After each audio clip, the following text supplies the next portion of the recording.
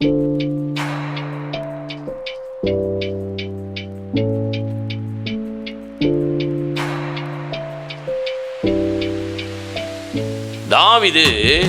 ஒரு தவறு பண்ணிட்டாங்க. தாவீது ஒரு தவறு பண்ணி விட்டான்.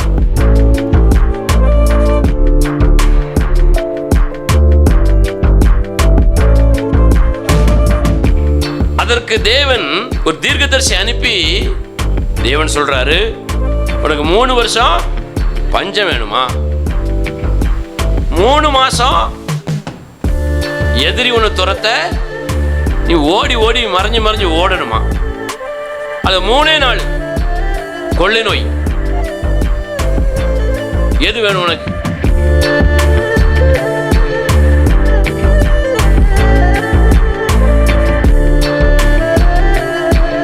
நீ பண்ண தப்புக்கு 3 வருஷம் உனக்கு பஞ்சம் வேணுமா அப்படின்னு கேட்கிறாரு தாவீது கிட்ட. அடுத்தால 3 மாசம் சத்துரு உன்னை அடிச்சு துரத்திக்கிட்டே இருப்பான். நீ என்ன செஞ்சுட்டு இருக்கணும்? ஓடிக்கிட்டே இருக்கணும். அடுத்த கேட்கிறாரு, 3 நாள் தான். எத்தனை நாள்? 3 நாள் கொள்ளை நோய் தான்.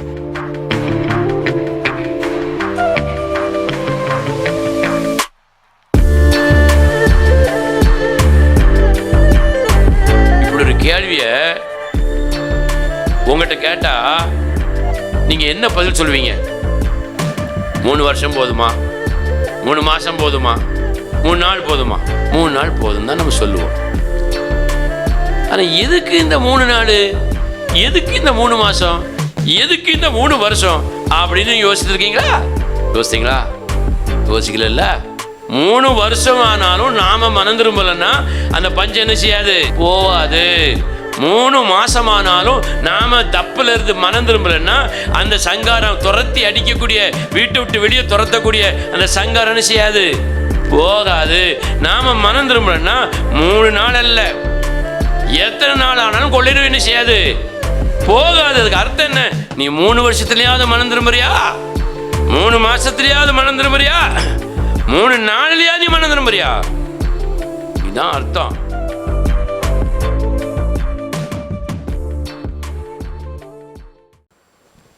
ஹல்லேலூயா, ஹல்லேலூயா.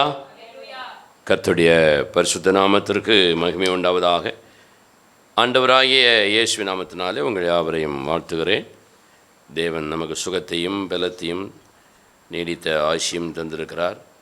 அந்த தேவனுக்கு நன்றி உள்ள தேவ பிள்ளைகளாக நாம் காணப்படுவோம். ஹல்லேலூயா, ஹல்லேலூயா. தேவன் சிலருக்கு சில நேரங்களில் ஒருவேளை உணவு சாப்பிட முடியாத ஒரு சூழ்நிலையை உருவாக்கிடுவார். உணவு இருக்கும், ஆனால் உணவு சாப்பிட முடியாத ஒரு சூழ்நிலையை என்ன செஞ்சிருவார்? உருவாக்கிடுவார். அப்போ நம்ம என்ன செய்வோம்?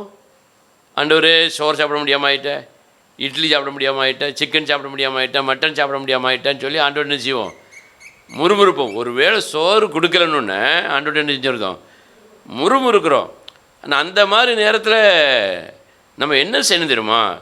ஒரு வேளை சோறு எனக்கு தரலான்ட்டவரே, ஆனால் எனக்கு நீடித்த ஆயுசை தந்திருக்கிறீர்னு நன்றி சொல்லணும். ஒரு அல்லேலூயா சொல்லுங்க பார்க்கலாம். ஒரு வேளை எனக்கு ஆண்டவரே பணத்தை தரலை, எனக்கு பலத்தை தந்திருக்கிறீரப்பா அப்படின்னு ஆண்டவர் நமக்கு தந்தவர்களை குறித்து நினச்சி என்ன செய்யணும்? நன்றி சொல்லிக்கொண்டே இருக்க வேண்டும். அல்லேலூயா. அப்படி நம்ம நன்றி சொல்லும் பொழுது மெய்யாகவே தேவன் நம்மை பல மடங்கு ஆசீர்வதிப்பார் என்று வேதமே சொல்லுகிறது. அதற்கு ஒரு உதாரணம்தான் ஆண்டவராகிய இயேசு கிறிஸ்து ஊழியம் பண்ணும் பொழுது 3 நாட்கள் ஜனங்கள் சாப்பிட ஒன்றுமில்லாமல் இருந்தாங்க. அப்போ ஒரே ஒரு பையன்கிட்ட என்ன இருந்துச்சு? 5 அப்பமும் 2 மீனும் இருந்தது. ஆனால் அங்கே இருந்த மக்கள் தொகை எவ்வளவு? 5000 பேருக்கும் அதிகமாக இருந்தார்கள் அப்படின்னு வேதம் சொல்லுது. ஆனால் 5 அப்பமும் 2 மீனும் எப்படி காணும்? 5 அப்பவும் 2 மீனும் 3 நாள் சாப்பிடாமல் இருக்கவங்களே எப்படி காணும்? ஒரு ஆட்டை கிடச்சா கூட மொத்தமாக செஞ்சுருவாங்க, தின்னுட்டு அப்பம் போட்டு போயிடுவாங்க. அல்லேலூயா. சாப்பாடுனா அவ்வளோ ஒரு சுயநலவாதியாக இருக்கிறாங்க. ஒரு அல்லேலூயா சொல்லுங்க பார்க்கலாம். இப்போ நான்லாம் இருக்கிறேன், எங்கள் வீட்டிலலாம் சில சமயத்தில் பாருங்கள், சில உணவுகள் என்னுடைய மனைவிக்கு பிடிக்காது. திருமணமான புதுசில் சில உணவுகள் என்னுடைய மனைவிக்கு பிடிக்காது. அப்போது நான் அந்த உணவுகளை சாப்பிட மாட்டேன். சாப்பிட மாட்டேன்னா நான் நல்லா சாப்பிடக்கூடியவன் தான் அந்த உணவை. என் மனைவி நிமித்தம் நினைச்ச மாட்டேன், சாப்பிட மாட்டேன். அப்போ அவள் என்ன நினைப்பா, அதுக்கு எனக்கு என்ன, நீங்கள் சாப்பிடாம போனோம் எனக்கு என்ன அப்படின்னு நினைப்பாளா? அப்படின்னு நினைக்க மாட்டா. அவள் என்ன செய்வா, சரி நம்மளால் அவங்க என்ன செய்ய மாட்டாங்க, சாப்பிட மாட்டாங்கன்னு சொல்லி அவள் என்ன செய்வா, கண்ணை மூடிக்கிட்டு எப்படியாவது அதை சாப்பிடுவதற்கு என்ன செய்வா, முயற்சி பண்ணுவாள். அப்படி முயற்சி பண்ணி நிறைய ஆகாரங்கள், அவள் திருமணம் ஆவதற்கு முன்னால் சாப்பிடாத நிறைய ஆகாரங்களை திருமணம் ஆன பிறகு நிறைய என்ன செஞ்சுருக்கிறா, சாப்பிட்ருக்கிறா. சாப்பிட நான் கற்றுக் கொடுத்துருக்குறேன். நல்ல வேளை என் மனைவி இந்த மட்டன் சாப்பிடலை, நமக்கு 3 நேரம் வச்சு சப்பிடலாம் அப்படின்னு நான் என்ன செஞ்சது கிடையாது, நினச்சதே கிடையாது, அப்படி சாப்பிட்டதும் கிடையாது. அல்லேலூயா. என் மனைவி வச்சுட்டு தான் நான் சொல்கிறேன். அல்லேலூயா சொல்லுங்க பார்க்கலாம். அப்படி அப்படி என்ன செய்கிறோம், நம்ம அடுத்தவங்களுக்கு கொடுத்து சாப்பிடணும்னு நினைக்கும். ஆனால் இங்கே பாருங்கள், 3 நாளாக மக்கள் சாப்பிடலை, பசி தெரியல. ஆனால் ஒருத்தன்ட்டு 5 அப்பவும் 2 மீனும் தான் இருக்குது. இது 5000 பேருக்கு அதிகமாக காணுமாங்க? கொஞ்சம் கொஞ்சமாக கடுகு போல் பிச்சு கொடுத்தாலும் காணுமா? காணாது. அப்போ இது யார்கிட்ட வருது? ஏசுநாதர்கிட்ட போகுது. அல்லேலூயா. ஏசுநாதர் என்ன செஞ்சார், ஏசுநாதர் நினைச்சாருன்னா நீ கொடுத்துக்கிட்டே இரு அப்படின்னு சொல்லி அப்படி ஒரு கூடையை தூக்கி கொடுத்துருந்தாருன்னா அவன் கொடுத்துக்கிட்டே இருப்பான், கூடையிலேருந்து வந்துக்கிட்டே இருக்கும். தேவனால் அதை செய்ய முடியும். ஆனால் ஆண்டவர் அங்கே ஒரு விஷயத்தை கற்றுக் கொடுக்குறாரு பாருங்கள். தேவன் மனுஷனாக இருந்தனால ஒரு மனுஷன் எப்படி வாழணுங்கிறத கற்றுக் கொடுக்குறாரு. 5 அப்பத்தையும் 2 மீனையும் வாங்கி அந்தால பக்கறக்குள்ளே போட்டுட்டு போகணுன்னு செய்யலை, சொல்லலை. நான் இவ்வளோ நேரம் 3 நாள் பிரசங்கம் பண்ணியிருக்கேன், அதனால் எனக்கு தான் சொந்தம், நான் தான் உழைச்சேன், எனக்கு தான் சொந்தம். சில குடிகார பயக்க குடிக்கிற மாதிரி, சில சுயநலமான பெண்கள் வீட்டில் உட்காந்து நல்ல ஒத்தியலை திங்கிற மாதிரிலாம் ஆண்டவன் செய்யலை. அவர் என்ன செஞ்சார், அந்த பாத்திரத்தை அப்படியே எடுத்து, அந்த மீனை எடுத்து, அந்த கூடை எடுத்து என்ன செஞ்சார், வானத்தை அந்தாந்து பார்த்து, ஆண்டவரே உங்களுக்கு ஸ்தோத்திரம் அப்படின்னு சொன்னார். அல்லேலூயா. இந்த குறைவான அப்பத்தையும் மீன் தந்ததற்கு ஸ்தோத்திரம்னு சொன்னார். அப்படி ஸ்தோத்திரம்னு சொல்வதற்கு நீங்களும் நானும் பழகணுங்கிறத அங்கே காட்டுறாரு. குறைவு வரும் பொழுது அந்த குறைவை ஆண்டவர்கிட்ட கொடுத்து, ஆண்டவரே நீர் ஆசீர்வதியும் அப்படின்னு நம்ம கற்றுக்கொள்ள வேண்டும் என்பதற்காக தேவன் மனிதனாக பிறந்து அதை கற்றுக் கொடுத்தார். அல்லேலூயா. அப்படி அவர் கற்றுக் கொடுத்து அதை செய்யும் பொழுது 5 மீனும் 2 அப்பமும் எத்தனை பேருக்கு மாறிச்சு? 5000 பேருக்கு அதிகமாக கொடுக்க முடியாத மாதிரி பெரியது மீதி இருந்ததுன்னு வேதம் சொல்லுது. அல்லேலூயா. நம்ம வீட்டில் என்ன இல்லை, மீதியே இல்லை. அல்லேலூயா. 25,000 சம்பளம் வாங்குறவன்ட்ட மீதி இருக்கு, 1,00,000 சம்பளம் வாங்குறவன்ட்டு இல்லை, மீதி இல்லை. புரிந்து கொள்ளுங்கள். அல்லேலூயா. வருமானம் குறைவு நிறைவு என்பதாம் அல்ல, தேவனோடு உங்கள் ஐக்கியம் எப்படி பெருகி இருக்கிறதோ அப்படித்தான் நம்முடைய ஆசீர்வாதம் என்ன செய்யும், பெருகும். அதனால் ஒருவேளை சாப்பாடு கிடைக்கல, ஒரு துணி கிடைக்கலன்னு சொல்லி ஆண்டவர்கிட்ட முறுமுறுக்காமல் குறை சொல்லாமல் ஆண்டவர் தந்தைகளுக்காக நம்ம என்ன செய்யணும், நன்றி சொல்லணும். கரங்களை தட்டி கத்திர மகிமைப்படுத்த பார்க்கலாம். ஹல்லேலூயா. அப்படி நன்றி சொல்லும் பொழுது அவைகள் என்ன செய்யும், பெருகும் என்று வேதம் சொல்லுகிறது. சரி, போகட்டும். கடந்த சில வாரங்களாக தேவனை ஆராதிக்க தடை செய்த பார்வோனும் அந்த ஜனங்களும் வாதைகளினாலே வேதனைப்பட்டார்கள் என்று தலைப்பில் நம்ம சிந்திச்சு கொண்டிருக்கிறோம். அல்லேலூயா. தேவனை ஆராதிக்க தேவனுடைய ஜனங்களை என்ன செய்யலை, விடலை. பார்வோனும் பார்வோனுடைய ஜனங்களும் விடலை. எகிப்து நாட்டிலிருந்து அவங்களை வெளியே விடலை. அதனால வாதைகள் ஒன்றன் மீன் ஒன்றாக வந்தது. அல்லேலூயா. அப்படி நம்முடைய வாழ்க்கையில் தேவனை ஆராதிப்பதற்கு நாம் நமக்கே தடையாக இருந்தாலோ, இன்னொருவர் தேவனை ஆராதிப்பதற்கு இடரலாக இருந்தாலோ, வாதைகள் ஒன்றன் மின் ஒன்றாக அந்த தேசத்திற்குள்ளே நுழைந்தது போல நம்முடைய குடும்பத்திற்குள்ளே நம்முடைய தனிப்பட்ட வாழ்க்கையில் என்ன செய்யும், நுழையும், வரும் என்று வேதம் சொல்லுகிறது. அப்படி தேவனை ஆராதிக்க விடாமல் தடுத்ததுனாலும் தேவனை ஆராதிக்காததுனாலும் வந்த வாதைகள் என்னன்னு பார்த்தீங்கன்னா, செழிப்புள்ள நைல் நதி இரத்தமாக மாறும்படி வாதை வந்தது. செழிப்பு அங்கே வறுமையாக மாறியது. இரண்டாவதாக தவளை என்கிற ஒரு வாதை அங்கே வந்தது. தவளை மரித்தவனை மறுபிறப்படை செய்கிற ஒரு தெய்வம் என்று நம்பினதுனால தேவன் அந்த காரியத்தை அடித்து உடைக்கும்படியாக வாதைகளை அனுப்பினார். தேவனை ஆராதிக்கலை, தவளையை ஆராதிச்சாங்க. அடுத்தால் என்ன வாதம் வந்தது? பேன்கள். பேன்கள் இந்த பூமிக்குரிய நன்மைகளை தருகிற ஒரு தெய்வமாக அவர்கள் எண்ணினார்கள். ஆகவே பூமிக்குரிய நன்மைகளை மாத்திரம் சென்று கொண்டார்கள், பற்றி பிடித்து கொண்டார்கள். என்னது? உணவு, ஓடை, உறைவிடம், தூக்கம், சாப்பாடு, செருப்பு, தங்கம், செயின், மோதிரம், சேலை, வேட்டி, சட்டை, படிப்பு, எதுவும் இந்த பூமிக்குரிய நன்மைகளை எல்லாம் என்ன செஞ்சிட்டாங்க? பற்றி பிடித்து கொண்டிருந்தார்கள். இவைகள் தான் நமக்கு வாழ்க்கையினுடைய முக்கியமான ஆதாரம் என்று தேவனை ஆராதிக்காம பூமிக்குரிய நன்மைகளை தருகிற அந்த பெண்களை அவர்கள் தெய்வமாக எண்ணி ஆராதித்ததுனால அது ஒரு வாதையாக வந்தது. நான்காவதாக வண்டுகள். வண்டுகள் என்பது மரித்து போன நம்முடைய மூதாதையர்கள் உயிரோடு வந்து நமக்கு உதவி செய்கிறார்கள் என்று நம்பினதுனால தேவன் அந்த வண்டுகளே வாதியாக அனுப்பினார். அதனால் தேசம் என்ன செஞ்சுட்டு கெட்டு போய்விட்டது என்கிற காரியங்கள் மூலமாக நிறைய வசனங்களை உங்களை நான் சொன்னேன். அல்லேலூயா. இன்றைக்கு ஐந்தாவதாக தேவன் அனுப்பிய அந்த வாதையை குறித்து நம்ம சிந்திக்க போகிறோம். எடுத்தவங்க வாசிக்க பார்க்கலாம். யாத்திராகமத்தின் புஸ்தகம் திருப்பிக் கொள்வோம். யாத்திராகமம் 9ஆம் அதிகாரம் 1வது வசனத்தையும் 2வது வசனத்தையும் 3வது வசனத்தையும் வாசிக்க பார்க்கலாம். பின்பு கர்த்தர் மோசேயை நோக்கி நீ பார்வோனிடத்தில் போய் எனக்கு ஆராதனை செய்ய என் ஜனங்களை போக விடு. நீ அவர்களை விடமாட்டேன் என்று இன்னும் நிறுத்தி வைத்தாயானால் இவ்வளவு வாதம் வந்த பிறகும் மறுபடியும் சொன்னபடி கேட்காம என் ஜனங்களை ஆராதிக்க போக விடாம நீயும் என்ன ஆராதிக்காம இருந்தால், நீ நிறுத்தி வைத்தால், தடை பண்ணினால் கர்த்தருடைய கரம் வெளியிலே இருக்கிற உன் மிருக ஜீவன்களாகிய குதிரைகளின் மேலும் கழுதைகளின் மேலும் ஒட்டகங்களின் மேலும் ஆடு மாடுகளின் மேலும் இருக்கும் மகா கொடிதான கொள்ளை நோய் உண்டாகும் என்றார். ஒரு அல்லேலூயா சொல்லுங்க பார்க்கலாம். ஐந்தாவதாக தேவன் அனுப்பின வாதை என்னது? கொள்ளை நோய். கொள்ளை நோய்க்கு இன்னைக்கு பஞ்சமே இல்லை. யார் மேலே வந்து என்ன நோய் விழுகிறது என்பதை யார் என்ன செய்ய முடியவில்லை, அறிய முடியல, புரிய முடியல, நிர்ணயிக்க முடியல. நோய்களுடைய தாக்கம் பரவுதல் அதிகமாக இருக்கிறது. ஒவ்வொரு விதமான நோய்கள் ஒவ்வொரு விதமான தேசங்களிலே வேகமாக பரவுகிறது. அதிகமாக நாம் அறிந்த கொள்ளை நோய்க்கு பேர் என்னது? சொல்லுங்க பார்க்கலாம். நாம் அறிஞ்ச கொள்ளை நோய்க்கு பேர் என்னதுங்க? கொரோனா.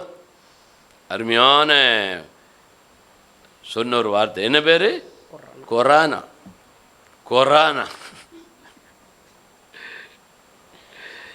அதனால் எவ்வளோ பெரிய பிரச்சனை பாருங்க. ஊர் விட்டு ஊர் போக முடியல, நாடு விட்டு நாடு போக முடியல, தெரு விட்டு தெரு போக முடியல, பக்கத்து வீட்டிலேருந்து பக்கத்து வீட்டுக்கு போக முடியல. எவ்வளோ பயங்கரமான ஒரு கொள்ளை நோய். அது ரொம்ப விசேஷம் என்னென்னா, மருத்துவமனைக்கும் போக முடியல. மருத்துவமனைக்கு போனால் சாவு நிச்சயம் அப்படிங்கிற மாதிரி ஒரு சூழ்நிலை உருவாகிவிட்டது. பயங்கரமான ஒரு கொள்ளை நோயாக உருவெடுத்து வந்தது. நம்ம எல்லாம் பார்த்தோம். அப்போ எல்லாருமே வீட்டுக்குள்ளே இருந்து அதிகமாக ஜெபம் பண்ணோம், அதிகமாக ஆண்டவரை தேடினோம். சபைக்கு போக முடியவில்லையே என்ற வருத்தம் ஒரு சிலருக்கு இருந்தது. ஆனால் நிறைய பேருக்கு சபைக்கு போக முடியலைங்கிற சந்தோஷம் ஒரு பக்கம் இருந்தது. ஆனால் அப்படிப்பட்ட ஒரு பயங்கரமான ஒரு கொள்ளை நோய் ஜனங்களை தாக்கியது. பல வேதனைகள் அதனால் வந்தது. இவங்க இந்த யாத்திராமத்தின் புஸ்தகத்தில் வேதம் சொல்லுது, நீ இன்னும் ஆராதிக்க என் ஜனங்களை விடாவிட்டால், நீ ஒழுங்காக ஆராதிக்காவிட்டால் என்ன வரும்? கொள்ளை நோய் வரும்.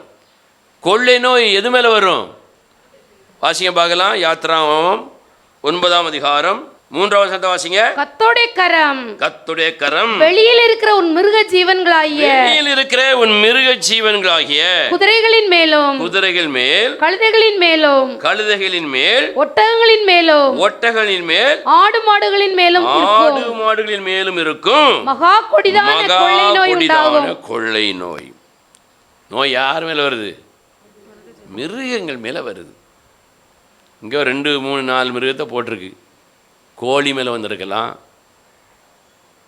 வீட்டில் வளர்க்கக்கூடிய நாய்கள் மேலே வந்திருக்கலாம், பூனை மேலே வந்திருக்கலாம், பிராணிகள் மூலமாக வந்திருக்கலாம், புறாம் மேலே வந்திருக்கலாம்.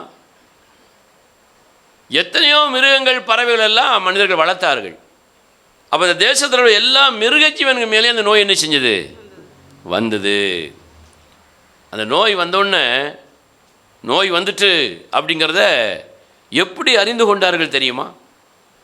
நீங்கள் இப்போ இருக்கீங்க, ஒரு நோய் வந்துன்னா இந்த நோய் தான் வந்திருக்கு அப்படின்னு உங்களுக்கு அறிந்து கொள்ளக்கூடிய அறிவு இருக்கா இல்லையாங்க? இருக்கு. எந்த ஒரு காரியத்தை வைத்து எந்த நோய் என்று எப்படி கண்டுபிடிப்பீர்கள்? சொல்லுங்க பார்க்கலாம். சும்மா சொல்லுங்க. உடல் சூடாக இருந்தால் காய்ச்சல் என்று கண்டுபிடிக்கிறோம். அடுத்தால இருமிக்கொண்டே இருந்தால் சளி இருக்கிறது என்று கண்டுபிடிக்கிறோம். தலையிலே பாரம் உண்டாகுமானால் தலை வலிக்கிறது, தலை கனமாக இருக்கிறது. சிலர் சொல்லுவார்கள் தலை சுற்றுகிறதுன்னு சொல்லுவாங்க. உங்கள் தலை என்னைக்கா சுற்றிருக்கா? தலை சுத்தாது, நாம் தான் என்ன செய்வோம்? சுற்றுவோம். வயிற்றிலே வலி இருக்கும் பொழுது வயிற்று வலி இருக்கிறது என்று ஒவ்வொரு அடையாளங்களை வைத்து கண்டுபிடிக்கிறோம். இங்கே மிருகஜீவன் மேல் வந்த அந்த கொள்ளை நோய் எப்படிப்பட்ட அடையாளத்தோடு வந்ததுன்னு பார்த்தீங்கன்னா, ஒரு வசனத்தை வாசிங்க. யாத்ராகமத்தின் புஸ்தகம் 9ஆம் அதிகாரம் 8வது வசனத்திலிருந்து வாசிங்க பார்க்கலாம். யாத்ராகமம் 9ஆம் அதிகாரம் 8வது வசனத்திலிருந்து வாசிங்க. அப்பொழுது கர்த்தர் மோசேயையும் ஆரோனையும் நோக்கி உங்கள் கைப்பிடி நிறைய சூளையின் சாம்பலை அள்ளிக் கொள்ளுங்கள். மோசே அதை பார்வோனுடைய கண்களுக்கு முன்பு வானத்திற்கு நேராக இறைக்க கடவன். என்னத்துக்கு இறைக்கணுமா? அந்த செங்கல் சூளையில் இருக்கக்கூடிய சாம்பலாக இருக்கும்னு நினைக்கேன். ஏதோ ஒரு சாம்பல், மரம் எரிஞ்ச சாம்பலோ மட்டை எரிஞ்ச சாம்பலோ ஏதோ அந்த பொடி தூள் இருக்கும்ல, அதை எடுத்து என்ன செய், இப்படியே வீசு அள்ளி அப்படிங்கிறாரு. சாம்பல் அள்ளி என்ன செய், வீசு, இப்படி மேலே வீசு, இறைக்க கடவன். அது எகிப்து தேசம் மீதெங்கும் தூசியாகி அந்த சாம்பல் காற்றுல என்ன ஆகுது? தூசியாகி அப்படியே பறந்து போகுமா. சாம்பல் அப்படியே அள்ளி போட்டு அங்கே கிடக்கும், கொஞ்சம் தூரம் வேணால் போகும். தேசமெங்கும் போகுமா? இது தேசமெங்கும் போகுது. யார் அதை அனுப்புகிறா? தேசமெங்கும் அனுப்புறது யாரு? தேவன் அனுப்புகிறாரு. வாசிமா. அது எகிப்து தேசம் மீது எங்கும் தூசியாகி எகிப்து தேசம் எங்கும் மனிதர்கள் மேலும் மிருகஜீவன்கள் மேலும் எரிபந்தமான கொப்பளங்களை எழும்ப பண்ண. அல்லேலூயா. முதல் வசனத்தில் மிருகஜீவன் போட்டிருக்கு, 2வது வசனத்தில் எப்படி போட்டிருக்கு? மனிதர்களுக்கு மேலே என்ன செய்யுது? கொப்பளங்கள் வர ஆரம்பிச்சிட்டு. எல்லார் மேலும் என்ன வருது? கொப்பளம். சிக்கன் பாக்ஸ் நமக்கு வரும், பார்த்துருக்கீங்களா? பொடிசா அப்படி வரும். அந்த தண்டியாக வரும், முகமெல்லாம் வரும், உடம்பெல்லாம் வரும். 5-6 நாள் இருக்கும். வேப்பிலையை தூக்கி வச்சு என்ன செய்வாங்க? அப்படியே தடவிக்கிட்டே இருப்பாங்க. ராஜாவுக்கு பக்கத்தில் தோகையை வச்சு அப்படியே இளம் பெண்கள் அப்படியே வீசிட்டு இருந்த மாதிரி இந்த கொப்பளம் வந்த ஆட்களுக்கு இந்த வேப்பிலையை வச்சு என்ன செஞ்சுட்டு இருப்பாங்க? அப்படியே வீசுவாங்க. அது சொறையக்கூடாதும்பாங்க, பரண்டிடக்கூடாதும்பாங்க, அது வேகமாக பரவுன்னு சொல்லுவாங்க. இப்படி பயங்கரமான ஒரு நோயாக இது இருக்கிறதுனால அப்படியே என்ன செய்வாங்க? அடிச்சுக்கிட்டே இருப்பாங்க. அல்லேலூயா. உங்களுக்கு கொப்பளம்லாம் வந்திருக்கா? ஓகே, ஸ்தோத்திரம். அது எப்படி இருக்குமா? வேதம் சொல்லுது, எரி பந்த மாதிரி இருக்குமா. பந்தம்னா என்னது? தீப்பந்தம். தீப்பந்தம் எப்படி எரியுதோ அதுபோல் இந்த உடம்பு முழுவதும் என்ன செய்யும்? எரியுமா? உடம்பு முழுவதும் எரியும். அப்போ அந்த எரியும் பொழுது தேவன் அனுப்பின கொள்ளை நோய் வந்துட்டு அப்படிங்கிறத என்ன செஞ்சுக்கலாம்? கண்டுபிடிச்சிக்கலான்னு சொல்லி அங்கே வேத வசனம் சொல்லுது. கொப்பளங்கள் உண்டாகி வாசிப்பாகலாம் எழும்ப பண்ணும் என்றார். அப்படியே அவர்கள் சூளையின் சாம்பலை அள்ளிக்கொண்டு பார்வோனுக்கு முன்பாக வந்து நின்றார்கள். மோசே அதை வானத்துக்கு நேராக இறைத்தான். மோசே அதை வானத்திற்கு நேராக அள்ளி வீசினான். அப்பொழுது மனிதர்கள் மீதும் மிருக ஜீவன்கள் மீதும் எரிபந்தமான கொப்பளங்கள் எழும்பிற்று. எல்லாருமே வந்தாச்சுங்க கொப்பளம். ஒரு ஆளுக்கு இல்லாமல் இல்லை. ஒரு ஆளுக்கு வந்து ஒரு ஆளுக்கு வராட்டா கூட கொஞ்சம் அதை பெருசாக நமக்கு பெருசாக தெரியாது. வீட்டில் எல்லாருக்குமே நோய் வந்துட்டுனா எப்படி இருக்கும்? எல்லாருமே படுக்க, புருஷன் பொண்டாட்டி பிள்ளைகள் தாத்தா பாட்டி எல்லாமே பெட்டில் படுத்து கிடக்க, வீட்டுக்குள்ளே வெளியே போக முடியாமல் எப்படி இருக்கும்? அப்படி நீங்கள் அனுபவிச்சிருக்கீங்களா? குடும்பமாக கொள்ளை நோயை நீங்கள் அனுபவிச்சிருக்கேனாங்க? அனுபவிச்சிருக்கிறோன்னு சொல்லக்கூடாது, சொல்லுங்க பார்க்கலாம். அனுபவிச்சிருக்கீங்களா? சத்தம் சொல்ல. அனுபவிச்சிருக்கிறீங்க. அவங்க குடும்பமாக அனுபவிக்கும் போது எவ்வளோ கஷ்டமாக இருக்கும் பாருங்க. அப்போ ஒரு ஊர், ஒரு தெரு, ஒரு தேசமே நோயில் அந்த கொரோனா மாதிரி பரவும்போது எப்படி இருக்கும்? எவ்வளோ வேதனை இருக்கும். உடனே இவங்க என்ன செய்கிறாங்க தெரியுமா? அந்த நோயிலேருந்து வெளியே வர்றதுக்கு யார்கிட்ட போகிறாங்க?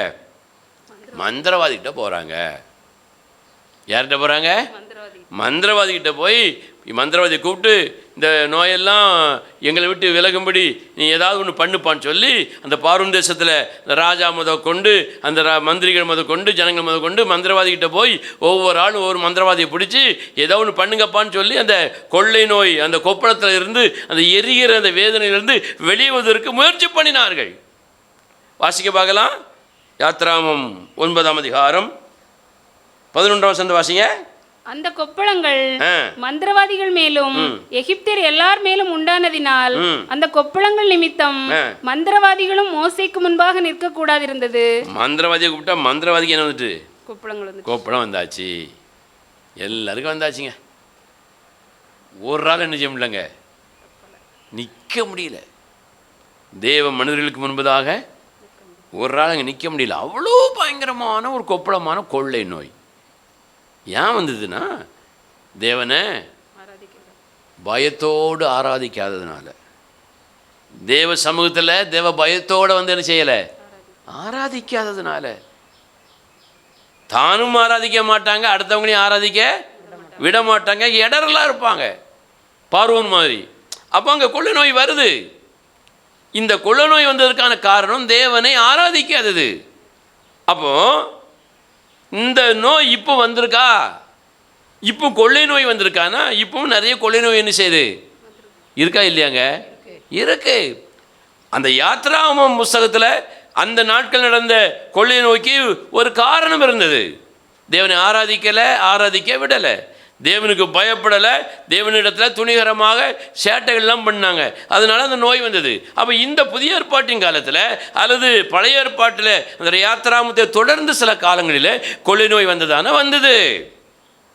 ஆனால் ஒவ்வொரு அந்த வாதைக்கும் அந்த நோய் வந்ததற்கு ஒரு காரணம் உண்டு. அல்லேலூயா. அதை நம்ம புரிஞ்சுக்கணும். சளி வந்தவுடனே 2 மாத்திரை வாங்கி போட்டுட்டா சுகமாயிரும்னு நினைக்கிறோம். ஒரு தலைவலி வந்துட்டுனா ஒரு மாத்திரையை போட்டால் சுகமாயிரும்னு நினைக்கிறோம். ஒரு ஊசியை போட்டால் சுகமாயிரும்னு நினைக்கிறோம். எல்லா நோயும் என்ன செய்யாது? சுகமாகாது. எல்லா நோயும் பூரணமான சுகத்தை நமக்கு தராது. நான் என்ன சொல்கிறேன், இப்படி ஒரு சின்ன நோய் வந்தாலே தேவ சமூகத்தில் நம்ம நிறுத்தணும். ஆண்டவரே, எதுக்காக இந்த காய்ச்சல்? எதுக்காக இந்த தலைவலி? எதுக்காக இந்த வயிற்று வலி? ஏன் இந்த கண்ணு இப்படி வலிக்கு? ஏன் இந்த காது இப்படி வலிக்கு? ஏன் வாய் வலிக்கு? ஏன் சாப்பிட முடியல? ஏன் நெஞ்சு வலிக்கு? ஏன் வயிறு வலிக்கு? ஏன் கால் வலிக்கு? ஏன் முதுகு வலிக்கு? ஆண்டவரே, என் பிள்ளைக்கு ஏன் இது? என் மனைவிக்கு ஏன்? என் கணவருக்கு ஏன்? எங்கள் வீட்டுக்குள்ளே ஏன் இப்படி தொடர்ந்து இந்த வாதை தங்கிக்கிட்டே இருக்கிறது? எனக்கு ஏன் தங்கிக்கிட்டு இருக்கிறது? ஆண்டவர் என்ன செய்யணும்? ஆண்டவர்கிட்ட கேட்கணும். அப்போ ஆண்டவர் ஒரு வழியை சொல்லுவார்.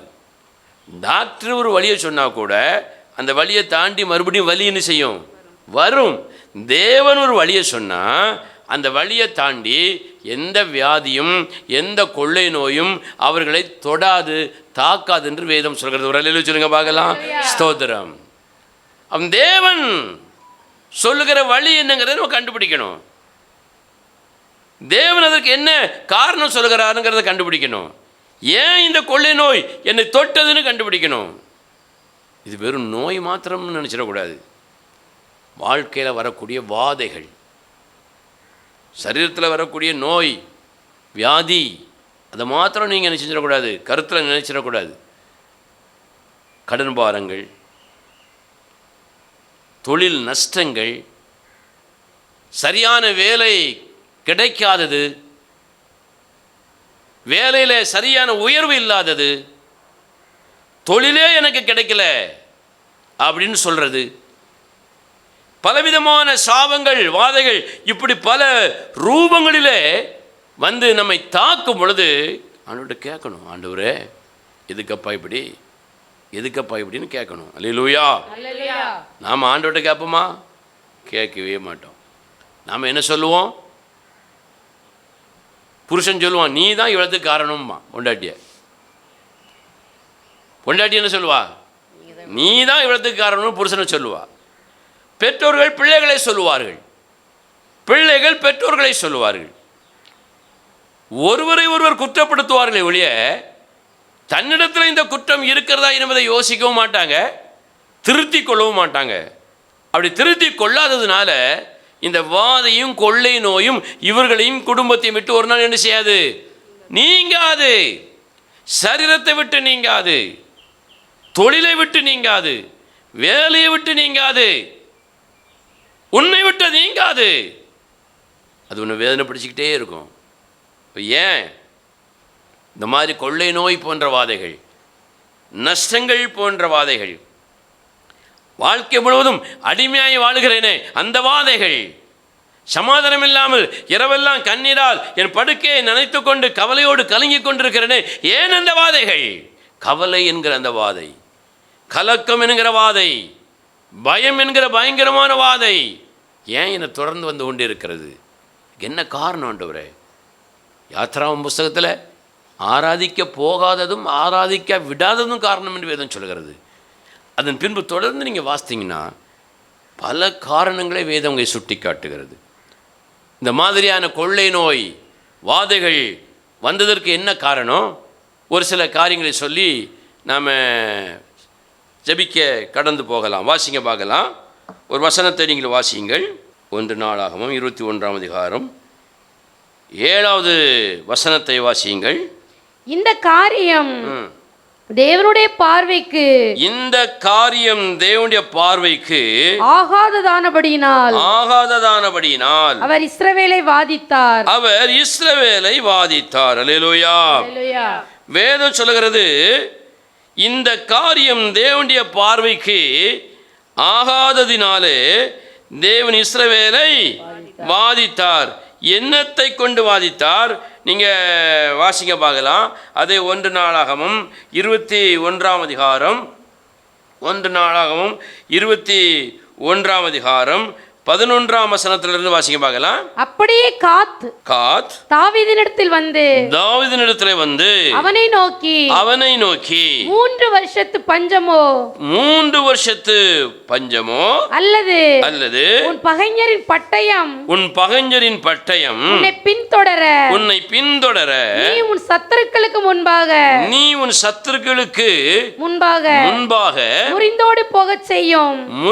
ஓடி போகச் செய்யும் 3 மாச சங்காரமோ அல்லது 3 நாள் கர்த்தருடைய தூதன் இஸ்ரவேலுடைய எல்லை எங்கும் சங்காரம் உண்டாகும்படி தேசத்தில் நிற்கும் கர்த்தருடைய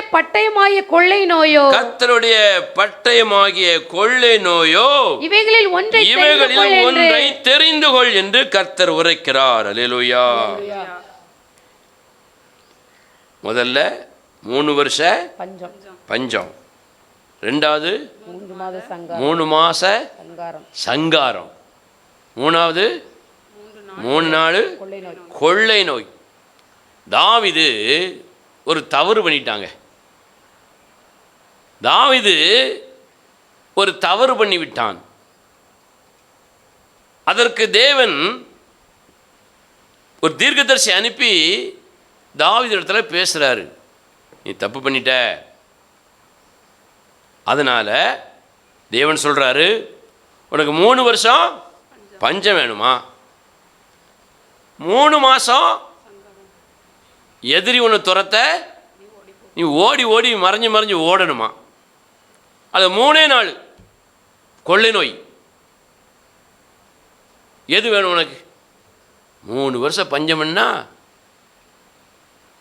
எத்தனை நாள்? ஒரு வருஷத்துக்கு 365. 3 வருஷத்துக்கு எவ்வளோ ஆச்சு? 1095 நாள் பஞ்சம் வேணுமா? டெய்லி பட்டினி, பசி, டெய்லி பிச்சை எடுத்துக்கிட்டே இருக்கணும் சாப்பாட்டுக்கு. வீட்டில் புளி இருக்காது, பூடு இருக்காது, உப்பு இருக்காது, தண்ணி இருக்காது, அரிசி இருக்காது, பருப்பு இருக்காது, காப்பித்தூள் இருக்காது, கருப்பட்டி இருக்காது, பால் இருக்காது, மீன் வாங்க துட்டு இருக்காது, சிக்கன் திங்க முடியாது, கருவாடு வாங்க முடியாது, முட்டை வாங்க முடியாது, பூரா பஞ்சம். அழுவின உருளைக்கிழங்கும் அழுவின கத்திரிக்காய் கூட என்ன செய்ய முடியாது, வாங்க முடியாது. ஒரே பஞ்சங்க. 3 வருஷம் இப்படி இருந்தால் உனக்கு போதுமான்னு கேட்குறாரு. நீ பண்ண தப்புக்கு 3 வருஷம் உனக்கு பஞ்சம் வேணுமா அப்படின்னு கேட்குறாரு தாவீதுகிட்ட. அடுத்தால 3 மாதம் சத்துரு உன்னை அடித்து துரத்திக்கிட்டே இருப்பான். நீ என்ன செஞ்சுட்டு இருக்கணும்? ஓடிக்கிட்டே இருக்கணும். என்னை பிடிக்கவே மாட்டாங்க அவங்களுக்கு. என் வீட்டுக்காரனுக்கு என்னை பிடிக்கவே மாட்டாங்க, என் பொண்டாட்டிக்கு என்னை பிடிக்கவே மாட்டாங்க, என் பிள்ளைகளுக்கு என்னை பிடிக்கவே மாட்டாங்க, என்னை ஒருத்தருக்கு பிடிக்கவே மாட்டாங்குது. என்னை கடன்காரன் துரத்தி துரத்தி அடிக்கிறான், குடும்பத்தில் என்னை துரத்தி துரத்தி அடிக்கிறாங்க, உறவுகள் என்னை துரத்தி துரத்தி அடிக்கி, யார் வீட்டுக்கும் போக முடியல, எவன் கூடயும் பேச முடியல, எவா கூடயும் நட்பு வைக்க முடியல. எல்லாமே எனக்கு எப்படி இருக்கு சொல்லுங்களேன்? எப்படி இருக்காங்க உங்களுக்கு? சத்தமாக சொல்லணும். எதிரியாகவே இருக்கிறார்கள், சத்ருவாகவே இருக்கிறார்கள். இவரு எனக்கு சத்ருவா வருவாருன்னு நான் என் புருஷன் என்ன செய்யலை, நினைக்கலையே. இத்தனை வருஷம் சோறு பொங்கி போட்டேனே, கூட இருந்து இத்தனை பிள்ளை பெற்றிருக்கேனே. இந்த மனுஷன் எதிரியை போல சத்ருவை போல துரத்திக்கிட்டே இருக்கானே என்ன கண்ணுக்கு முன்னால் நிற்க விட மாட்டேங்க.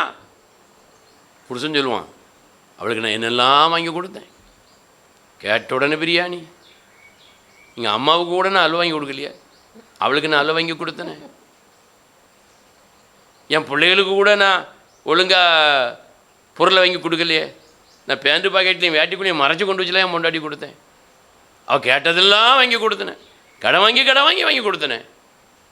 எப்போ பார்த்தாலும் ஏன்ட்டு என்ன செய்கிறா? சண்டைக்கு வாராள, கரிச்சு கொட்டுறாள, நீ செத்தா நல்லா இருக்குன்னு சொல்கிறாள. பெற்றோர்கள், நீ எனக்கு பிள்ளையே கிடையாது.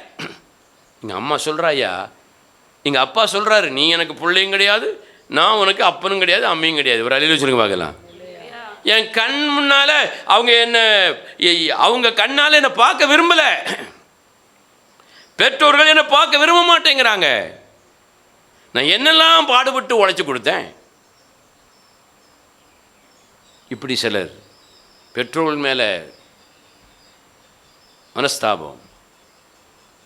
சில பெற்றோர்கள், என் மகன் நம்பினேன், என் மகான் நம்பினேன், தெருவில் அடித்து பற்றிட்டான், என்னை ரோட்டில் அடித்து பற்றிட்டான். இவனை நம்பி என் நகையெல்லாம் கொடுத்தேன், சொத்தெல்லாம் கொடுத்தேன், என் பணத்தெல்லாம் கொடுத்தேன். இவளை நம்பி நான் என்னெல்லாமோ செஞ்சேன். இவன் அவனே அவளே எனக்கு எதிராக சத்ருவா மதிக்காமல் நடந்துக்கிடுறாங்க, பேசுகிறாங்க. நீ வெளியே போ, வேறு வீட்டுக்கு போ, இல்லைன்னா முதியோர்கள் கொண்டு தள்ளிவிட்டு வந்துடுவேன், இல்லைன்னா சோத்தில் விஷம் வச்சிருவேன். இப்படி என் பிள்ளையே, என் மகனே, என் மகளே என்ன சொல்கிறா ஐயா, இதுக்காயா நான் கஷ்டப்பட்டு பெற்றேன்? நான் எவ்வளோ மடியில் தூக்கி தூக்கி வச்சு கொஞ்சினேன், என் கண்ணு, என் மணியே அப்படின்னு கொஞ்சினேன். இன்னைக்கு என் பிள்ளைகள் என்ன செய்ய மாட்டேங்குது? கண்ணால் பார்க்க விரும்ப மாட்டேங்குது. பொண்டாட்டி சொல்லுதான் கேட்டுக்கிட்டு போகுது, புருஷன் சொல்லுதான் மந்திரம்னு சில பொண்டாட்டிமா போகிற மாதிரி என் மகா போகிறா. என்னை யாருமே மதிக்கலை. முகத்தில் முழிக்கவே என் பிள்ளைகளே யோசிக்குது. எத்தனை பெற்றோர்கள், இதை போல் நண்பர்கள், உறவினர்கள், சகோதரர்கள், சகோதரிகள் எத்தனை பேர் இப்படி புலம்பிக் கொண்டிருக்கிறார்கள். ஏன் என்னை அடித்து அடித்து துரத்துறாங்க, இப்படி எதிரியை போல துரத்துறாங்க. எதிரி ஒரு பக்கம், குடும்ப உறவு ஒரு பக்கம், ஏன் இப்படி துரத்துறாங்க? கேள்விகள். போதுமா 3 மாதம்? 3 மாதம் உங்களை துரத்துனா போதுமாம்மா? அடுத்தல கேட்குறாரு, 3 நாள் தான். எத்தனை நாள்? 3 நாள் கொள்ளை நோய் தான். பரவாயில்லப்பா, 3 வருஷத்தை விட 3 மாதத்தை விட 3 நாள் கொள்ளை நோய் தாங்கிக்கிடலாம்ப்பா, பிரச்சனை இல்லை. 3 நாளுக்கு அப்புறம் 4ஆவது நாள் கூட வந்துடும், சுகம் வந்துடும், விடுதலை வந்துடும். 3 நாள் போதும், கொள்ளை நோய் போதும் அப்படின்னு தாவீது சொல்ல முடிந்ததா? இல்லை. உங்கள்கிட்ட சொன்னால் 3 நாள் கொள்ளை நோயே போதும்னா சகிச்சுக்கிடுவேன் அப்படிம்பியோ. நீங்கள் கொப்பளம் வந்தாலும் சகிச்சுக்கிடுவேன், என்ன வந்தாலும் சகிச்சுக்கிடுவேன் நீங்கள் சொல்லுவீங்க. 3 நாள் கொள்ளை நோயில் 1 நாள் கொள்ளை நோய்க்கு நினைச்ச முடியாது, தாக்கு பிடிக்க முடியாமல் ஒரு அலையில் சொல்லுங்க பார்க்கலாம். அப்போது தாவீது செய்த ஒரு தவறுக்கு தேவன் தம்முடைய தீர்க்கதரிசி அனுப்பி, எப்பா 3 வருஷம் பஞ்சத்தில் கிடந்து சாவ போறியா? அதாவது அர்த்தம். அல்லது 3 மாதம் எதிரி உன்னை ஓட ஓட துரத்தி நீ அங்கே போய் சாவ போறியா? அது கொள்ளை நோய் 3 நாளில் சாவ போறியா? முடிவெடுத்துக்க அப்படின்னு தேவன் தீர்க்கதரிசி அனுப்பி தாவீதுகிட்ட கேட்குறார். எதுக்கு? தாவீது ஒரு தப்பு பண்ணிட்டாரு. அதனால தான் இந்த வாதை நோய், கொள்ளை நோய் யாத்திராவும் புஸ்தகத்தில் வந்தது போல தாவீதினுடைய நாட்களில் அந்த தேசத்தின் மேலே வருவதற்கு ஆயத்தமாக இருந்ததுன்னு வேற சொல்லுது. அல்லேலூயா. இப்படி ஒரு கேள்வியை உங்கள்கிட்ட கேட்டால் நீங்கள் என்ன பதில் சொல்வீங்க? 3 வருஷம் போதுமா? 3 மாதம் போதுமா? 3 நாள் போதுமா? சும்மா சொல்லுங்க பார்ப்போம். 3 நாள் போதும் தான் நம்ம சொல்லுவோம். ஆனால் எதுக்கு இந்த 3 நாள், எதுக்கு இந்த 3 மாதம், எதுக்கு இந்த 3 வருஷம் அப்படின்னு யோசித்துருக்கீங்களா? யோசித்தீங்களா? யோசிக்கல. 3 வருஷம் ஆனாலும் நாம் மனம் திரும்பலைன்னா அந்த பஞ்சம் என்ன செய்யாது? போவாது. 3 மாதமானாலும் நாம் தப்பில் இருந்து மனம் திரும்பலைன்னா அந்த சங்காரம் துரத்தி அடிக்கக்கூடிய, வீட்டை விட்டு வெளியே துரத்தக்கூடிய அந்த சங்காரம் என்ன செய்யாது? போகாது. நாம் மனம் திரும்பலைன்னா 3 நாள் அல்ல, எத்தனை நாள் ஆனாலும் கொள்ளை நோய் என்ன செய்யாது? போகாது. அதுக்கு அர்த்தம் என்ன? நீ 3 வருஷத்துலையாவது மனம் திரும்புறியா? 3 மாதத்துலையாவது மனம் திரும்புறியா? 3 நாள்லையாவது நீ மனம் திரும்புறியா? இதுதான் அர்த்தம். தாவீது அங்கே என்ன தப்பு பண்ண தெரியுமா? வாசிங்க பார்க்கலாம். திருப்பிக் கொள்வோம். 2 சாமுவேல் 24ஆம் அதிகாரம் திருப்பிக் கொள்ளுங்க. 2 சாமுவேலின் புஸ்தகம்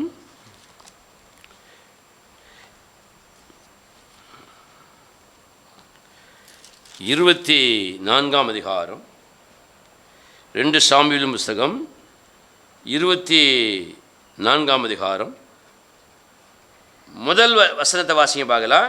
கர்த்தருடைய கோபம் திரும்ப இஸ்ரவேலின் மேல் மூண்டது. இஸ்ரவேல் யூதா என்பவர்களை இலக்கம்பார் என்று அவர்களுக்கு விரோதமாய் சொல்லுகிறதற்கு தாவீது ஏவப்பட்டான். கர்த்தருடைய கோபம் திரும்ப இஸ்ரவேல் மேல வந்தது. இஸ்ரவேல் யூதா என்பவர்களை இலக்கம் பார், எண்ணிப்பார் என்று சொல்வதற்கு தாவீது ஏவப்பட்டான். இதாங்க பாவம். நீங்கள் இப்படி உட்கார்ந்துருக்கிறீங்க, எத்தனை பேர் உட்கார்ந்துருக்கிறீங்க அப்படின்னு நான் என்னன்னா அது தப்பா ரைட்டா? சத்தமாக தான் சொல்லுங்களேன். உங்களை என்னன்னா தப்பா? பணம் வருது, எண்ணி உள்ள வைக்கிறது தப்பா, எண்ணாமல் உள்ள வைக்கிறது தப்பா? எண்ணி தான் உள்ள வைப்போம்.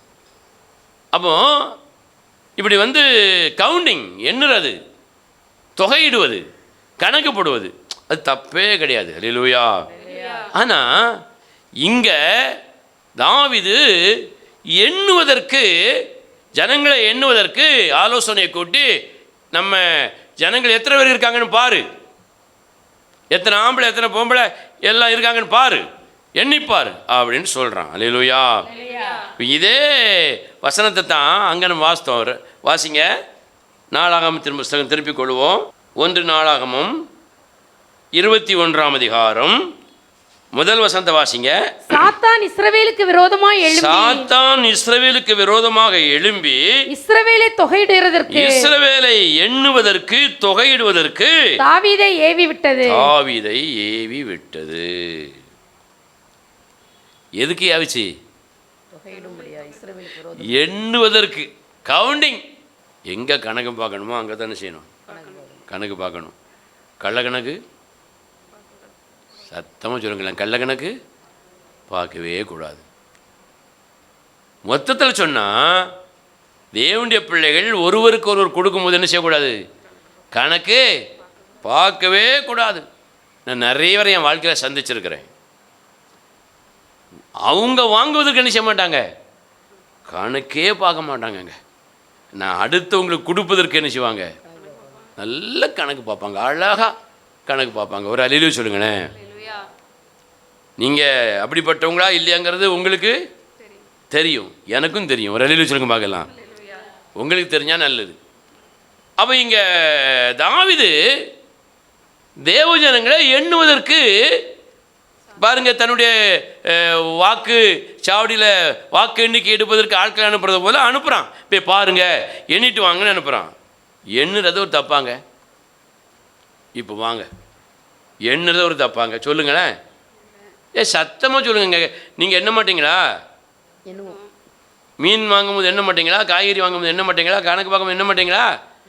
எண்ணுவீங்கல்ல. பணம் வாங்கும்போது எண்ணுவீங்கல்ல. அப்போ எண்ணுறது தப்பா ரைட்டாங்க? சத்தமாக சொல்லுங்க. ரைட்டு தான். இங்கே எண்ணுறது தப்பா இல்லையா? சரிதான். ஆனால் ஏன் இங்கே எண்ணுறது தப்புன்னு ஆண்டவர் சொல்கிறார் தெரியுமா? தேவன் இந்த ஜனங்களை என்ன செய்யக்கூடாது? எண்ணக்கூடாதுன்னு சொல்லி இருந்தார். ஒரு அல்லேலூயா சொல்லுங்க பார்க்கலாம். நீ இந்த ஜனங்களை எண்ணவே கூடாது, எண்ணி பார்க்கவே கூடாது. நான் இந்த ஜனங்களுக்கு இன்னொரு வாக்கு தத்துவம் பண்ணியிருக்கிறேன். என்ன வாக்கு தத்துவம்? என்ன வாக்கு தத்துவம்? வாசிக்க பார்க்கலாம். 1 சாமுவேல் 24ஆம் அதிகாரம் 3வது வசனத்தை வாசிங்க.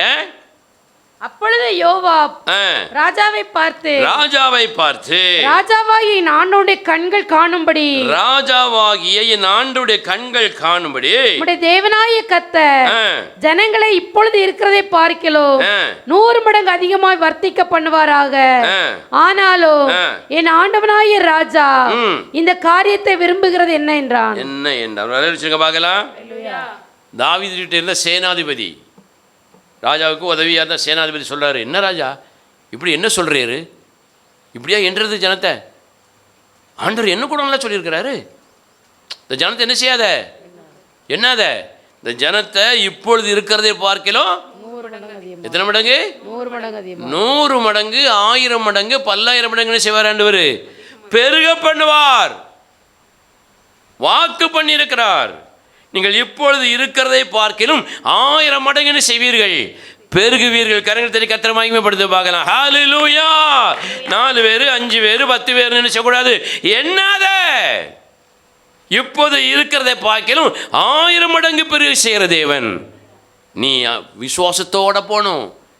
அவிசுவாசமா கூடியிருக்கா? 100 101 இருக்கா?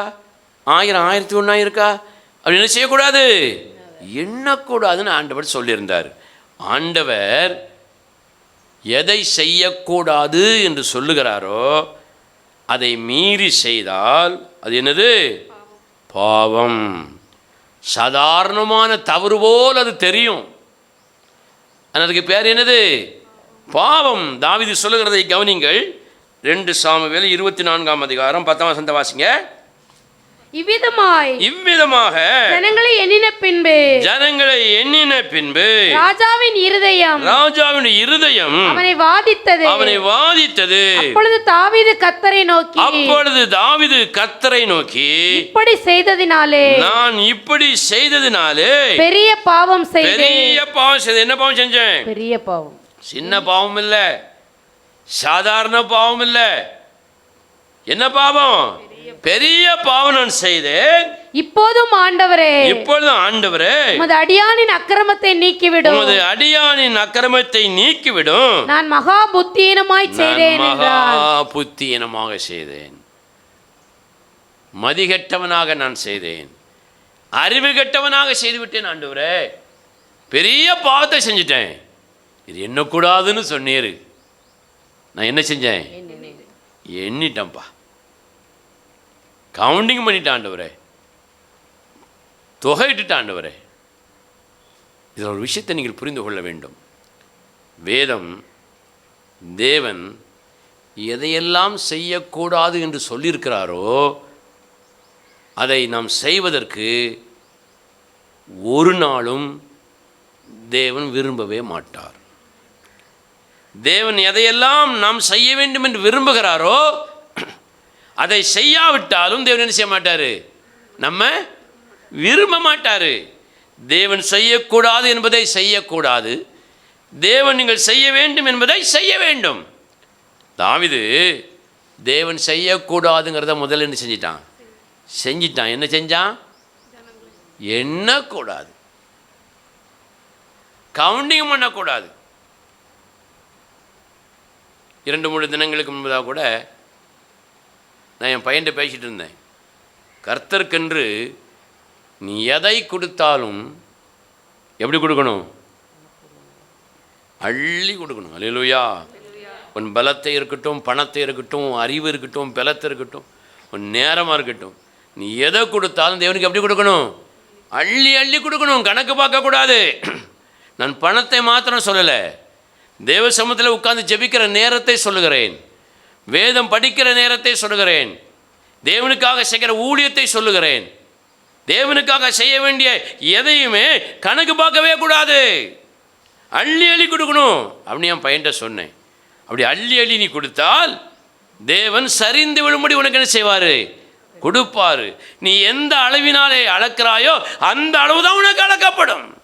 அளவை மாற்று, கொடுக்கிற அளவை மாற்று, ஆண்டவருக்கென்று செய்யக்கூடிய அளவை மாற்று.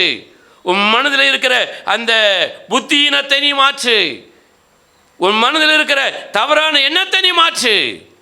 தேவனுக்கென்று கொடுக்கும் பொழுது எப்படி கொடுக்கணும்? அள்ளி அள்ளி கொடுக்கணும். கிள்ளி கிள்ளி கொடுத்தா ஒரு கிள்ளி கிள்ளி தான் கிடைக்கும். ஒரு அள்ளி சொல்லுங்க பார்க்கலாம். அவன் தாவீது எண்ணக்கூடாதுன்னு வார்த்தையை மீறி தவறு செஞ்சிட்டான், பாவம் செஞ்சிட்டான். அப்போ நாம் தேவன் நமக்கு செய்யக்கூடாதுன்னு சொன்னது என்ன செய்யக்கூடாது? செய்யவே கூடாதுங்க. பொய் சொல்லக்கூடாதுன்னு சொல்லியிருக்கிறாரு. எத்தனை பேர் இருக்கிறோம்? பொய் சொல்லாத, மருந்துக்கு கூட நீ பொய் சொல்லாத அப்படின்னு இருக்கு. எத்தனை பேர் நம்ம பொய் சொல்லாமல் இருக்கிறோம்?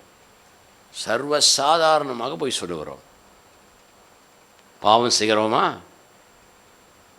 அல்லது பரிசுத்தமாய் வாழுகிறோமா? பாவம்தான் செய்கிறோம். வேதத்தில் இந்த பிரசங்கத்தை எடுத்துக்கொண்டிருக்கும் பொழுது நான் குறிப்பில் எழுதலை, பிரசங்கம் எடுத்துக்கொண்டிருந்த பொழுது எனக்கு லோத்துடைய மனைவி அப்படியே நினைவுக்கு வந்தாள். யார்? லோத்தினுடைய மனைவி. ஒரு பெரிய ஆபத்தில் இருந்து தேவன் லோத்தையும் லோத்துடைய குடும்பத்தையும் என்ன செய்கிறாரு? தப்பு வித்து கொண்டு போகிறாரு, காப்பாற்றி கொண்டு போகிறாரு. காப்பாற்றி கொண்டு போகும் பொழுது ஆண்டவர் சொன்ன ஒரு வார்த்தை, யாரும் என்ன செய்யக்கூடாது? பின்னால் திரும்பி பார்க்கவே கூடாது. இந்த பட்டணம் தீக்கு இறைக்கப்பட போகிறது. அப்படி நீங்கள் முன்ன நோக்கி என்ன செய்யணும்? போய்கிட்டே இருக்கணும். பின்னால் அவன் இருக்கான, அவன் இருக்கால, அவ வரலையே, இவரில் என்ன செய்யக்கூடாது? திரும்பி பார்க்கக்கூடாது. அப்படி திரும்பி பார்த்தால் பெரிய ஒரு சாபம் உங்களுக்கு வந்துடும் சொல்லி ஆண்டவர் தூதர்கள் மூலமாக எச்சரிக்கிறாரு. சொல்லாத குறையா செய்யாத குறையா கையும் காலையும் பிடிச்சி இழுத்து தேவ தூதர்கள் அவர்கள் வெளியே கொண்டு விடுதாங்க. போகிறாங்க, நடந்து தப்பு வைக்கப்படணுங்கிற சொல்லி அவங்க வேகமாக ஒரு இடத்துக்கு ஓடி போகிறாங்க. ஒரு அழில சொல்லுங்களேன். திடீர்னு ஒரு சத்தம், பூன்னு ஒரு சத்தம் வருது. ஒரு குண்டு விழுந்த மாதிரி ஒரு சத்தம். குண்டு விழுந்தாங்க என்ன வரும்? குண்டு விழுந்தா என்னங்க வரும்? சத்தம் வரும். சத்தம் வந்தால் என்ன வரும்? குண்டு விழும். குண்டு விழுந்தால் என்ன வரும்? சத்தம் வரும். சத்தம் வந்தால் என்ன வரும்? குண்டு விழும். குண்டு விழுந்தால் என்ன வரும்? சொல்லுங்க, இப்பமா புரியுதா? தீ பிடிக்கும், பெரிய இழப்புகளுக்கே உண்டாகும், பாதிப்புகள் உண்டாகும். அதை நம்ம என்ன செய்யக்கூடாது? திரும்பி பார்க்கக்கூடாதான். லோத்து குடும்பத்திற்கு தேவன் சொல்லி அனுப்பின வார்த்தை. சத்தத்தை கேட்டவுடனே யார் திரும்பி பார்த்தா? லோத்தினுடைய மனைவி திரும்பி பார்த்துட்டா. திரும்பி பார்த்த உடனே அவன் என்ன செஞ்சிட்டா? உப்பு போல உப்பை வச்சு ஒரு உருவம் செஞ்சு அப்படி இருக்க உப்பு தூணாக மாறிட்டாளாம். இன்றைக்கும் அங்கே இருக்கிறதுன்னு சொல்லுகிறார்கள். போய் பார்த்தா தான் தெரியும். லோத்துடைய மனைவி உப்பு தூணாக மாறிட்டா. மனைவியை காணலையே, பின்னால் வரலையேன்னு ஒருவேளை லோத்து திரும்பி பார்த்துருந்தாருன்னு வச்சுக்கிடுவோம். அவரும் எங்கள் அப்பாவை காணலையே, அம்மாவை காணலையேன்னு பிள்ளைகள் திரும்பி பார்த்துறது என்ன இருக்கும்? அவங்களும் உப்பு தூணாக இருப்பாங்க. ஆனால் ஒருத்தர் உப்பு தூண் ஆகலை, லோத்துடைய மனைவியை தவிர. ஏன்? யாரை திரும்பி பார்க்கல? மனைவியை திரும்பி பார்க்கலன்னு இல்லை. லோத்து மனைவி பிள்ளைகள் எல்லாம் லோத்துவுக்கு முன்னால் போயிட்டுருக்குறாங்க. லோத்துவுக்கு பின்னால் போகலை, பின்னால் வரலை, லோத்துவுக்கு முன்னாடி போகிறாங்க. மனைவி பிள்ளைகள் தன்னுடைய தகப்பனுக்கு முன்னால், கணவனுக்கு முன்னால் போகிறாங்க. அல்லேலூயா. நிறைய கணவன்மாரெல்லாம் மனைவி பிள்ளைகள்லாம் பின்னால் அனுப்பிட்டு இவர் தான் முன்னால் போவார். மனைவியை பின்னால் வர சொல்லிட்டு இவர் முன்னால் போவார். பிள்ளைகளை பின்னால் வர சொல்லிட்டு இவர் முன்னால் போவார். பாதுகாப்பு கருதி எந்தெந்த சூழ்நிலையில் எப்போ முன்னால் போகணும், எப்போ பின்னால் போகணும்னு நம்ம படிச்சிருக்கணும். ஒரு அலையில சொல்லுங்க பார்க்கலாம். இவன் லோத்துடைய மனைவியும் பிள்ளைகளும் முன்னால் போகுது. சத்தம் கேட்ட உடனே யார் திரும்பி பார்க்குறா? முன்னால் போகிற மனைவி திரும்பி பார்த்துருப்பான்னு நினைக்கிறேன். கண்ணு முன்னாலே உப்பு தூண் ஆயிட்டா. லோத்துக்கு எப்படி இருந்திருக்கும் பாருங்க. அழுதுருப்பான், புலம்பியிருப்பான், பிள்ளைகள் புலம்பியிருக்கும். யாருமே என்ன செய்யலை, திரும்பி பார்க்கல. திரும்பி பார்க்கக்கூடிய சூழ்நிலை வரலை. திரும்பி பார்க்காதன்னா பார்க்காத, அந்த பழத்தை சாப்பிடாதன்னா சாப்பிடாத, அந்த நபரோட பேசாதன்னா பேசாத, அந்த நபர் கூட போகாதன்னா போகாத, அவனோட பேசாத அவளோட பேசாதன்னா பேசாத, அந்த இடத்துல போய் உட்காராதன்னா உட்காராத. வேதம் சொல்லுது. இப்படி தேவன் செய்யக்கூடாது, பார்க்கக்கூடாது, திரும்பக்கூடாது, உட்காரக்கூடாது, அந்த ஆலோசனை நீ கேட்கக்கூடாது. இந்த எத்தனையோ காரியங்களை பைபிள் எழுதி வச்சிருக்காரு. அல்லேலூயா. எல்லாம் ஒன் வேர்ட் ஆன்சர் மாதிரி. One word question, one word answer. எதை செய்யக்கூடாதோ அதை செய்யக்கூடாது, எதை செய்யணுமோ அதை செய்யணும். மொத்தத்தில் தாவீது எண்ணி பார்க்கக்கூடாததை எண்ணி பார்த்துட்டான். அல்லேலூயா. நாமும் கூட எதை எண்ணணுமோ அதை தானே செய்யணும், எண்ணி பார்க்கணும். எதை எண்ணக்கூடாதோ அதை எண்ணக்கூடாது. எதை திரும்பி பார்க்கணுமோ அதைத்தான் திரும்பி பார்க்கணும். எதை திரும்பி பார்க்கக்கூடாதுன்னு தேவன் சொல்கிறாரோ அதை என்ன செய்யக்கூடாது, திரும்பி பார்க்கக்கூடாது. எங்கே போகணுமோ அங்கே தான் போகணும். எங்கே போகக்கூடாது அங்கே என்ன செய்யக்கூடாது, போகக்கூடாது. எங்கே உட்காரணுமோ அங்கே தான் உட்காரணும். எங்கே உட்காரக்கூடாது அங்கே உட்காரக்கூடாது. எதை பேசணுமோ அதை தான் பேசணும். எதை பேசக்கூடாது அதை பேசக்கூடாது. எதை பார்க்கணுமோ அதைத்தான் பார்க்கணும். எதை பார்க்கக்கூடாதோ அதை என்ன செய்யக்கூடாது, பார்க்கக்கூடாது. எதை சாப்பிடணுமோ அதை தான் சாப்பிடணும். எதை சாப்பிடக்கூடாதோ, எதை குடிக்கக்கூடாதோ அதை என்ன செய்யக்கூடாது, சாப்பிடவோ குடிக்கவோ கூடாது. அல்லேலூயா.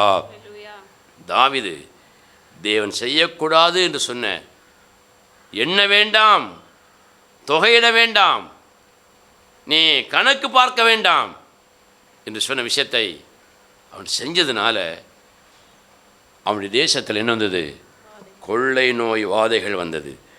3 வருஷ பஞ்சம், 3 மாதம் சத்துருவுக்கு பயந்து ஓடுகிற ஓட்டம், 3 நாட்கள் அவதியில் கொள்ளை நோயினுடைய அவதி, சங்காரம். ஆகவே இப்படிப்பட்ட வாதைகள் வருவதற்கு காரணம், தேவன் எதை செய்யக்கூடாது, எதை நீ பார்க்கக்கூடாது, எங்கே உட்காரக்கூடாது, எங்கே போகக்கூடாது, நீ எதை சாப்பிடக்கூடாது, எதை குடிக்கக்கூடாது, எதை பேசக்கூடாது என்றெல்லாம் எழுதி வைத்திருக்கிறாரோ அதையெல்லாம் நம்ம செய்யும் பொழுது வாதைகள் நம்ம குடும்பத்திற்குள்ள நமக்குள்ள வந்து விடுகிறது என்று வேதம் சொல்கிறார். அல்லேலூயா. இப்படி தாவீது செய்த அந்த பாவத்திற்கு மொத்தமாக ஒரு பேர் தாவீது கொடுக்குறார். மொத்தமாக ஒரு பேர் கொடுக்குறார். அந்த பேரை மட்டும் சொல்லிவிட்டு நம்ம ஜெபிக்கலான்னு நினைக்கிறேன். தாவீது செய்த அந்த பாவத்திற்கு தாவீதே கொடுக்குற அந்த பேரை நீங்கள் கொஞ்சம் வாசிங்க பார்க்கலாம். சங்கீதம் 51, சங்கீதத்தின் புஸ்தகம் 51 3வது வசனத்தை வாசிங்க. என் மீறுதல்களை நான் அறிந்திருக்கிறேன், என் மீறுதல்களை நான் அறிந்திருக்கிறேன், என் பாவம் எப்பொழுதும் எனக்கு என் முன்பாக பாவம் எப்பொழுதும் எனக்கு நிற்கிறது. முன்பாக நிற்கிறது. அல்லேலூயா. அல்லேலூயா. தாவீது செய்த பாவத்துக்கு என்ன பேரு? அந்த வசனத்தை மறுபடியும் வாசிங்கள். சங்கீதம் 51:3 மறுபடியும் வாசிங்க. என் மீறுதல்களை நான் அறிந்திருக்கிறேன், என் மீறுதல்களை நான் அறிந்திருக்கிறேன், என் பாவம் எப்பொழுதும் எனக்கு முன்பாக நிற்கிறது. அப்படின்னா தாவீதுக்கு முன்பாகின்ற அந்த பாவத்துக்கு பேர் என்னது? மீறுதல். சத்தமா சொல்லுங்க பார்க்கலாம். மீறுதல்கள். சத்தமா சொல்லுங்க பார்க்கலாம். மீறுதல்கள். தேவன் சொன்னதை செய்யக்கூடாது என்று சொன்னதை நம்ம செய்யும் பொழுது அதுக்கு பேர் என்னது? மீறுதல். தேவனுடைய வார்த்தையை மீறி செய்கிறோம், தேவனுடைய சத்தியத்தை மீறி செய்கிறோம், அது பாவம். அதனால் கொள்ளை நோய்கள் வாதைகள் நம் மீதும் நம்முடைய குடும்பத்தின் மீது என்ன செய்கிறோம்? வந்துவிடும். ஆகவே இந்த அருமையான இந்த பகல் வேளையில் ஆண்டவரே, நாங்கள் எத்தனையோ மீறுதல்களை செய்திருக்கிறோம். தாவீது சொன்னது போல, நான் செய்த பாவம் மீறுதல் எனக்கு தெரியும், என் பொண்டாட்டிக்கு புருஷனுக்கு தெரியாது, என் அப்பா அம்மாவுக்கு தெரியாது, என் பிள்ளைகளுக்கு தெரியாது, பாஸ்டருக்கு தெரியாது, விசுவாசிகளுக்கு தெரியாது, ஒருத்தருக்குமே தெரியாது. உனக்கு தெரியும், உன்னை ரட்சித்த தேவனுக்கு தெரியும். ஆகவே தான் தாவீது சொன்னது போல, ஆண்டவர் என் பாவம் நான் என்ன செய்தேன் எனக்கே தெரியும், எங்கே போய் சொன்னேன், எங்கே உமக்கு பிரியமில்லாத இடத்துல உட்கார்ந்தேன், எங்கே தப்பாக நான் பார்த்தேன், எங்கே தப்பாக நான் பேசினேன், எங்கே தப்பாக நான் சாப்பிட்டேன், எங்கே தப்பாக நான் யோசித்தேன், எங்கே தப்பாக நான் சிந்தித்தேன், எங்கே தப்பாக நான் உட்கார்ந்தேன், எங்கே உமக்கு பிரியமில்லாமல் நான் இதை செய்தேன், எனக்கு தெரியும், உமக்கும் தெரியும். இன்றைக்கு ஒப்பு கொடுக்குறேன், இன்றைக்கு என்னை ஒப்பு கொடுக்குறேன், இதிலேருந்து நான் விடுதலை பெரும்படியாக ஒப்பு கொடுக்குறேன். என்னை தொடர்ந்து வருகிற பஞ்சம் மாறணும், என்னை தொடர்ந்து விரட்டி அடிக்கிற அந்த எதிரி சத்துருவனுடைய போராட்டம் மாறணும், என்னை தொடர்ந்து வருகிற கொள்ளை நோய் மாறணும், வியாதிகள் மாறணும். ஆண்டவரே, பூரணமான ஒரு சமாதானத்தோடு நான் வாழணும். என்னை நான் ஒப்பு கொடுக்கிறேன் என்று தாவீதை போல எத்தனை பேர் ஒப்பு கொடுக்க விரும்புகிறீங்க? அப்படி எழுப்பி நிற்போம், தேவ சமூகத்தில் அப்படின்னு அர்ப்பணிப்போம். ஆண்டவரே, என்னுடைய மீறுதல், என் பாவம் எனக்கு முன்பதாக நிற்கிறது. ஆண்டவரே, ஒருவேளை இந்த உலகத்தில் ஒருவரும் அதை அறியாதிருக்கலாம், ஒருவரும் அதை அறியாதிருக்கலாம், ஆனால் நான் அறிவேன். ஆண்டவரே, நான் அறிவேன். நீர் செய்யக்கூடாது என்று சொன்னதை நான் செய்திருக்கிறேன், பேசக்கூடாது என்று சொல்லியதை நான் பேசியிருக்கிறேன், சாப்பிடக்கூடாது என்று சொன்னதை சாப்பிட்டிருக்கிறேன், அங்கே உட்காராதே என்று சொன்ன பொழுது நான் உட்கார்ந்திருக்கிறேன், அவளோடு போகாதே என்று சொன்ன பொழுதும் நான் அவளோடு போகிறேன். ஆண்டவரே, இதை திரும்பி பார்க்காதே என்று சொன்ன பிறகும் நான் திரும்பி பார்க்கிறேன். ஆண்டவரே, திரும்பி பார்க்கிறேன். அப்பா, திரும்பி பார்க்கிறேன். என்னை ஒப்பு கொடுக்கிறேன், என்னை ஒப்பு கொடுக்கிறேன். ஆண்டவரே, அப்படி சமூகத்தில் என்ன ஒப்பு கொடுக்குற வாய் திறந்து அப்படி ஜெபம் பண்ணுங்க பார்க்கலாம். ஹல்லேலூயா ஹல்லேலூயா ஹல்லேலூயா. ஆண்டவரே, எவ்வளவு பெரிய துரோகி ஆண்டவரே, நான் என்னை ரட்சித்த ரட்சிப்பை மறந்து, நீர் எனக்கு தந்த நன்மையை மறந்து, நீர் எனக்கு கொடுத்த ஆசீர்வாதங்களை மறந்து உமக்கு துரோகம் பண்ணி பாவியாக துரோகியாக நான் வாழுகிறேன் ஆண்டவரே. சின்ன பிழைதானே என்று நான் நினைக்கிறேன். இதெல்லாம் தவறா என்று சின்ன சின்ன பிழைகளை நான் பெரிதாக எடுத்துக்கொள்வதில்லை. அந்த பிழைகள் தான் பெரிய குற்றங்களாக எனக்குள்ளே வளர்கிறது என்பதை நம்மிலே அநேகர் மறந்து போகிறோம். இந்த பெரிய குற்றங்களை உணர்ந்து நாம் மனம் திரும்பாவிட்டால் அது துணிகரமான ஒரு பாவமாக மாறுகிறது என்பதை அறிய உணராமல் இருக்கிறோம். அந்த துணிகரமான பாவம் பெரிய பாதகத்தை, தேவனுக்கு துரோகம் பண்ணக்கூடிய ஒரு துரோகியாக இனி மாற்றுகிறது என்பதை நம்மில் அநேகர் அறியாமல் இருக்கிறோம். இதை கேட்டுக்கொண்டிருக்கிற அருமையான தேவனுடைய பிள்ளைகளே, ஆன்லைன்ல கேட்டுக்கொண்டிருக்கிற அருமையான தேவனுடைய ஊழியக்காரங்களே, விசுவாசிகளே, சகோதர சகோதரிகளே, பிள்ளைகளை உணர்ந்து கொள்ளுங்கள். பெரிய குற்றங்களிலே சிக்கிக் கொள்ளாதிருங்கள். துணிகரமான பாவத்தை தொடர்ந்து செய்யாதிருங்கள். ஆண்டவருக்கு முன்பதாக ஒரு துரோகியாக நீங்கள் மாறி போய் விடாதிருங்கள். நம்மை உணர்ந்து பார்ப்போம். என்ன மன்னி ஆண்டவரே, என் மீறுதல்களை நான் அறிவேன். என் தவறுகள் என்னன்னு எனக்கு தெரியும். அதுக்கு நான் சூழ்நிலையை காரணம் காட்டி, என் மனைவியை என் கணவனை காரணம் காட்டி, என் பிள்ளைகளை என் பெற்றோரை காரணம் காட்டி, ஒரு கிறிஸ்தவ சபையை காரணம் காட்டி, தேவனுடைய ஊழியக்காரர்களை விசுவாசிகளை காரணம் காட்டி நான் தப்பித்துக் கொள்ள முடியாது. எந்த காரணத்திற்காக நான் அதை செய்தாலும் அது பாவம், அது துரோகம், அது பிழை, பெரும் குற்றம். வேதம் அப்படி சொல்லுகிறது. என்னை ஒப்பு கொடுக்கிறேன் ஆண்டவரே, என்னை ஒப்பு கொடுக்கிறேன். சாபத்தில் இருந்து, வாதைகள்ல இருந்து ஆசீர்வாதமான பகுதியில் என்னை நடத்தும் ஆண்டவரே, என்னை ஒப்பு கொடுப்போமா? ஹல்லேலூயா. ஜீவனுள்ள தேவனே வாரும், ஜீவ பாதையில் நடத்தும். ஜீவனுள்ள தேவனே வாரும், ஜீவ பாதையில் நடத்தும். ஜீவ தண்ணீர் ஓரும் ஊற்றிலே